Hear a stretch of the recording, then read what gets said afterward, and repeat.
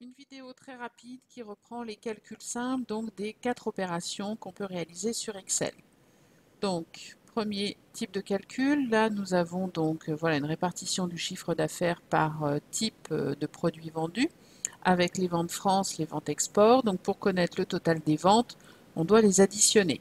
Donc en principe, toute formule de calcul sur Excel commence par égal et ensuite on va sélectionner notre cellule, plus, puisque là, à la limite, on n'en a que deux, on peut utiliser le signe plus, et on a le total. Mais si vous regardez le pavé numérique, il n'y a pas le symbole égal sur le pavé numérique. Donc sur Excel, ça fonctionne également si vous démarrez votre formule avec plus, et vous faites donc votre addition. Vous pouvez ensuite, bien évidemment, recopier vers le bas pour avoir votre calcul. On peut faire la même chose avec la différence. Les ventes prévues, le total des ventes.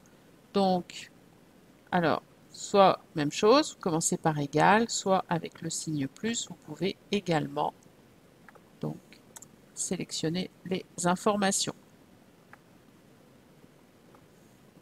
Alors, quand vous avez ce symbole, c'est que l'ordinateur n'a pas assez de place pour noter en fait les chiffres. Voilà. Donc, il suffit d'agrandir votre cellule. Vous pouvez, lorsque les chiffres sont en rouge, on verra aussi qu'il y a d'autres manières, mais vous pouvez très bien, dans le format nombre, choisir lorsque les chiffres sont négatifs, de les faire apparaître en rouge. Voilà, nombre, et de choisir voilà, en rouge les nombres négatifs. Alors on a vu l'addition, la soustraction, on pourrait avoir la multiplication de la même manière et le pourcentage. Donc pour le pourcentage, il nous faut les totaux. Alors là, on a plusieurs chiffres à additionner, donc on ne s'embête pas. Somme automatique, et ça nous fait la somme automatiquement des valeurs, et on recopie vers le bas, vers la droite, pardon. Et on peut donc avoir le chiffre d'affaires en pourcentage, c'est-à-dire combien représentent les commodes par rapport au total. Donc, soit égal, comme tout à l'heure, le montant des ventes de commodes divisé par le total, qu'on met en format pourcentage. Ou alors, comme sur le pavé numérique, on n'a pas le symbole égal, on met le symbole plus, le total des armoires divisé par le total des ventes, qu'on met en format pourcentage.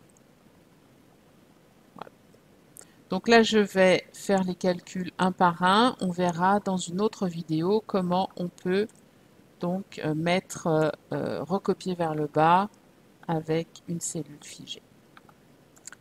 Donc, je termine.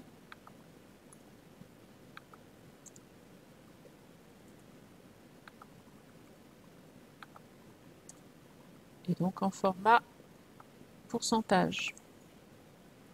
Et le dernier, bien évidemment, qui va être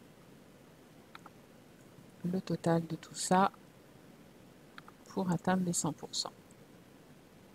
Voilà, donc tout simple, les formules de calcul de base.